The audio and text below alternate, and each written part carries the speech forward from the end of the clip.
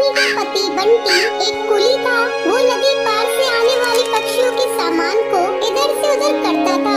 एक दिन जब बंटी काम पर जा रहा था तब टुनटुनी उससे कहती है, अजी अपनी सेहत का भी ध्यान रखा करो। सभी किसी न किसी दिन छुट्टी लेते हैं, लेकिन तुम तो रविवार को भी काम करते हो। अरे पगली, अगर काम नहीं करूँगा तो घर कैसे चलेगा? तू तो माँ बनने वाली है, बच्चों का खर्चा बढ़ेगा। अगर काम नहीं करूँगा तो अपने बच्चों को अच्छी जिंदगी कैसे दूंगा? आपसे तो बात करना ही बेकार है। ये लीजिए पोटली, इसमें मैंने रोटी और चावल रख दिए हैं, समय से खा लीजिएगा। नहीं टुनटुनी, आज मेरी तबीयत कुछ सही नहीं लग रही है। कुछ भी खाने का मन नहीं कर रहा है। काम से आऊँगा तो खा लूँगा। बंटी बिना खाना लिए काम पर चला जाता है। टुनटुनी को क्या पता था कि बंटी से उसकी मुलाकात आखिरी थी। उधर बंटी बेहोश होकर बहती नदी में गिर जाता है और वहीं डूबकर मर जाता है। टुनटुनी भागी भागी अस्पताल जाती है।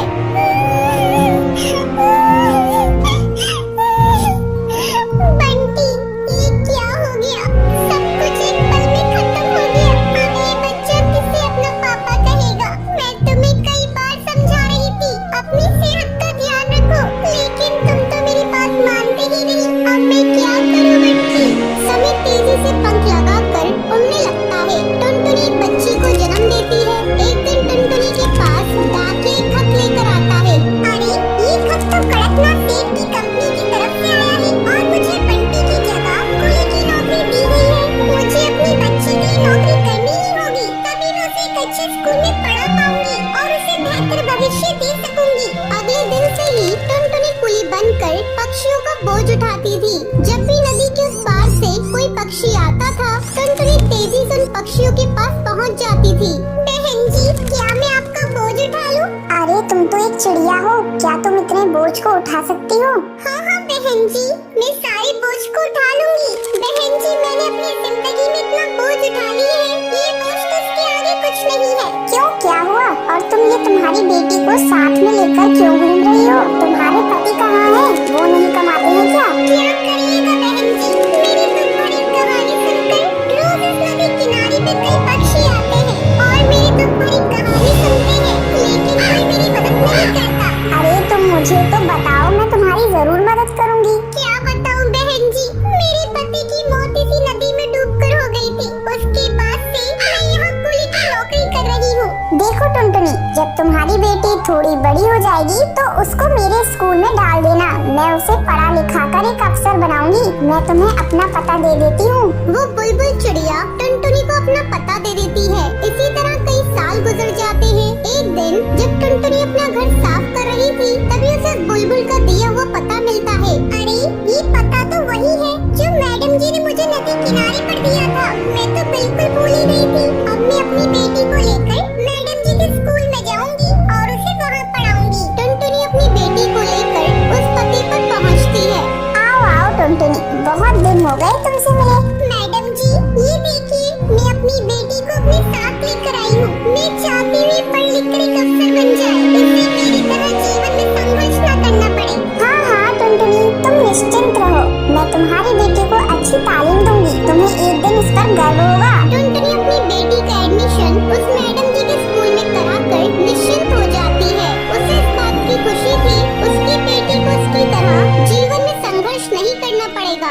नंदनवन जंगल में एक नदी के पास एक भूतिया चिड़िया का साया था, जिससे सब पक्षी बहुत परेशान थे। एक दिन की बात है, सब पक्षी जंगल के सरपंच कड़कनाथ सेठ के पास जाते हैं। कड़कनाथ सेठ, हम सब पक्षी बहुत परेशान हैं।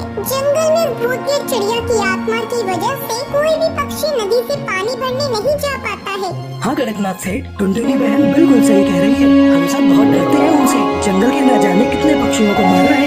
ये सब सुनकर कड़कनाथ सेठ पक्षियों से बोलता है, ठीक है, तुम सब परेशान मत हो।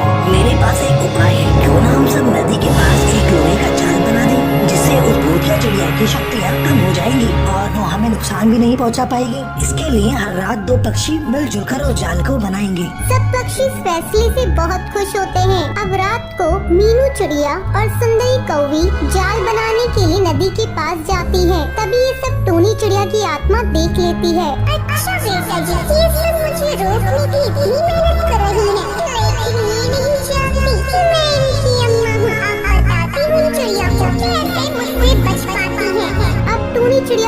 आत्मा सुंदर सी चिड़िया का रूप लेकर चाय बेचने के लिए जाती है। चाय, गर्मा गर्म चाय, अदरक इलायची लौंग वाली चाय, चाय पी लो चाय।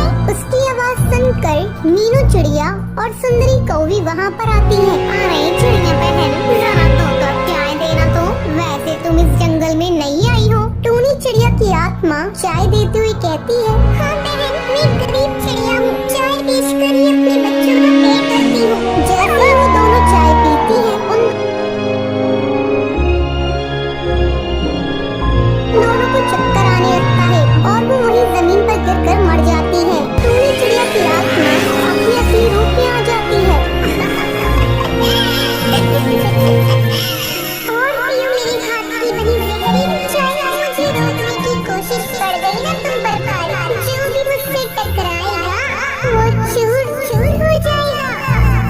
अगले दिन कालू कौवा नदी के पास काम देखने के लिए आता है। तभी वो देखता है मीनू चिड़िया और सुंदरी कौवी जमीन पर मरी पड़ी है। ये देखकर वो चिल्लाता है, अरे भाइयों जल्दी आओ, ये देखो क्या अनर्थ हो गया। सुंदरी कौवी और मीनू चिड़िया मर गई, लेकिन कैसे? तभी मोंटू कबूतर बोलता है, मुझे लगता है इन्हें किसी सांप ने काट लिया है। चलो चलो, इस बार रात हमें ये जाल पूरा करना होगा। अब रात में कालू कौवा और मोंटू कबूतर नदी के पास जाल बनाने लगते हैं। काफी रात हो जाती है, वो दोनों थक जाते हैं। तभी टूनी चिड़िया की आत्मा चाय वाली का रूप लेकर वहाँ पर आती है। चाय, गर्मा गर्म चाय, अदरक इलायची लौंग वाली चाय, चाय पी लो चाय। फिर कालू कौवा और मोंटू कबूतर चाय पीने आते हैं। अरे चिड़िया बहन, जरा 2 कप चाय देना, आज हम बहुत थक गए हैं और पहले तुम्हें कभी यहाँ देखा नहीं। हाँ साहब, वो मैं पास वाले जंगल में रहती हूँ। मैं गरीब चिड़िया ऐसे ही अलग अलग जंगल में जाकर चाय बेचकर अपना गुजारा करती हूँ। ये सब छोड़िए, ये लीजिए आपकी गर्मा गर्म चाय। जैसे ही कालू कौवा और मोंटू कबूतर चाय पीते हैं, उन्हें भी चक्कर आने लगता है। ऐ चिड़िया, तूने इसमें क्या मिलाया था?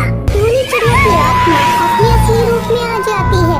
मैं चिड़िया नहीं, चिड़िया की आत्मा हूँ। तुम उस जाल से मेरी शक्तियों को कम करना चाहते हो? भूल जाओ। अगर किसी ने भी मुझे जरा सी भी तकलीफ पहुंचाने की कोशिश की तो मैं उसे जाल से मार दूंगी, जैसे मैं अपने सब पक्षियों को मार दिया ही। पर ये सब टुनटुनी चिड़िया पेड़ पर बैठे देख लेती है। अच्छा, ये सब इस चिड़िया की आत्मा का किया हुआ है। अब देखो मैं क्या करती हूँ। इस चिड़िया की आत्मा को इस जंगल से निकाल कर रहूंगी, वरना मेरा नाम टुनटुनी नहीं। अगले दिन टुनटुनी चिड़िया सब पक्षियों को ये बात बताती है और उन्हें एक प्लान बताती है, जिसे सुनकर सब बहुत खुश होते हैं। अब रात में टूनी चिड़िया बबलू तोता और साधु बुल्ला चील के साथ नदी के पास आती है। तभी टूनी चिड़िया की आत्मा भी चाय वाली का रूप लेकर आ जाती है। चाय, गर्मा गर्म चाय, अदरक इलायची लौंग वाली चाय, चाय पी लो चाय। अरे चिड़िया बहन, जरा मुझे एक अदरक वाली चाय देना तो, सर में बहुत दर्द हो रहा है। टुनटुनी टोनी को बातों में लगा लेती है। तभी बुल्ला चील उसके आसपास गंगा जल और मिट्टी का तेल डाल देता है। अच्छा, टुनटुनी मुझे बातों में लगाकर मुझे मारना चाहती है। ये ना जाने मैंने कितनी चिड़ियाओं को मारा है, अब नहीं बचेगी। देखिए तेरा क्या हाल करती हूँ, मुझसे चालाक करने की कोशिश की। जैसे ही टूनी चिड़िया की आत्मा टुनटुनी पर हमला करने वाली होती है, तभी बुल्ला चील उस पर मशाल से आग लगा देता है। वो जलने लगती है। बचाओ, कोई मुझे बचाओ, जल रहा है, रोको इसे, जाने दो। मैं कहती हूँ मुझे छोड़ो, मैं तुम में से किसी को नहीं छोड़ूंगी। मैं वापस आऊंगी अपना बदला लेने के लिए। ये कहकर वो जलकर राख हो जाती है। टुनटुनी की समझदारी की वजह से उस जंगल से चिड़िया की आत्मा का साया हट जाता है। टुन्नू चिड़ा कड़कनाथ सेठ के यहाँ काम करता था। अचानक एक दिन उसका सेठ कुछ पक्षियों को अपने ऑफिस से निकाल देता है। उन कुछ पक्षियों में टुन्नू का भी नाम था। सेठ, आप इस तरह हम पक्षियों को काम से नहीं निकाल सकते। हम लोग आपकी ईंट से ईंट बजा देंगे।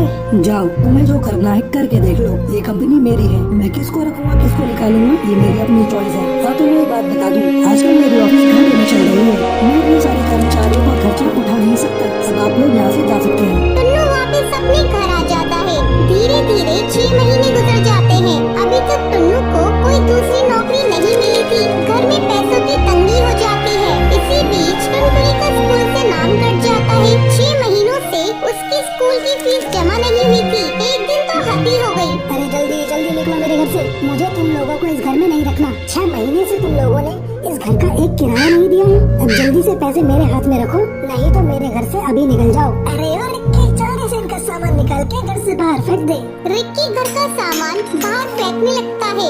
बुल्ला भैया, ये तुम ठीक नहीं कर रहे हो। पहले कभी मैंने आपका पैसा रोका है। इस समय मेरे पति की नौकरी छूट गई है, इसलिए मैं पैसा देने में देर कर गई। रिक्की, जल्दी से घर पे ताला लगा। बुल्ला टोनी की एक नहीं सुनता है और घर पर ताला लगा के वहाँ से चला जाता है। टोनी की नौकरानी ने बेबस और लाचार देखकर उन पर तरस खाकर उन्हें अपने घर में ले जाती है। मालकिन, आज से मेरे गरीब खाने को अपना घर समझिए। यही पास के एक घर में मैं झाड़ू पोंछा करती हूँ, वो काम आप कर लीजिए। आपको कुछ पैसे मिल जाएंगे तो राहत होगी। हारी, तू ठीक कह रही है। अब वो पहले वाले दिन तो रही नहीं मेरे। मैं कहीं काम कर लूंगी तो बच्चों की देखभाल करूंगी, तब तक टुन्नू जी भी कोई काम ढूंढ लेंगे। एक दिन जब टूनी झाड़ू पोंछा कर रही थी तो वो देखती है कि मकान मालकिन की लड़की एक आवारा लड़के के साथ बात कर रही है। उस समय मकान मालकिन भी घर पर नहीं थी। अरे ओ टोनी, मेरे दोस्त के लिए चाय नाश्ता लेकर आना तो। अभी लाई बेबी जी। जब वो लड़का चला जाता है, बेबी जी आप जानती हैं ये लड़का बहुत आवारा है, आप इससे मत मिला जुला कीजिए। खबरदार जो तुम मेरे मामले में बोली तो, और हाँ, इस बात को मेरी मम्मी को मत बताना, नहीं तो तुम्हारी खैर नहीं। जब शाम को टूनी की मालकिन घर आती है तो बुलबुल टूनी की शिकायत उससे कर देती है। टूनी की मालकिन बिना कुछ सोचे समझे उसे घर से निकाल देती है। तब टूनी टुन्नू से कहती है, सुनो जी, मैं सोच रही हूँ क्यों ना ठेले पर ये ढाबा खोल लिया जाए, लेकिन सोच रही हूँ इसके लिए पैसे कहाँ से लाऊं? तुम चिंता मत करो, मैंने अपना हवाई मोटर गिरवी रखा था, मैं आज ही उसे जाकर बेचाता हूँ और तुम उस पैसों को लाकर ढाबा खोल लेना। हाँ जी, अगर भगवान ने चाहा तो अपने बुरे दिन जल्दी ही गुजर जाएंगे। आप जल्दी जाइए, जल्दी से पैसे लेकर आइए। टुन्नू अपना हवाई मोटर बेच देता है और उन पैसों से टूनी अपना ढाबा खोल लेती है। टूनी, तुम्हारे हाथ के बने कढ़ी और चावल बहुत ही स्वादिष्ट है। आज तक मैंने ऐसे कढ़ी और चावल कहीं नहीं खाए। बहन, तुम बिल्कुल सही कह रही हो और दाम भी बहुत कम है। धीरे धीरे टूनी के ढाबे पर भीड़ लगने लगती है। टूनी इतनी दयालु थी कि वो गरीबों को मुफ्त में खाना खिलाती थी। टूनी की अच्छी कमाई हो रही थी। एक दिन टूनी ढाबे का सामान लेने बाजार जा रही थी, तभी वो देखती है, अरे ये गुंडा मवाली तो मालकिन की बेटी से जबरदस्ती कर रहा है। मैं कैसे मालकिन की बेटी को इससे बचाऊं? टुन्नू को यहाँ फोन करके बुलाती हूँ। टूनी टुन्नू को फोन करके बुलाती है। क्या हुआ टूनी, तुम घबराए नहीं क्यों? टुन्नू जी, आप ढाबे के पास पीपल वाली पेड़ पर आ जाइए। वहाँ एक गुंडा मालकिन की बेटी से बदतमीजी कर रहा है।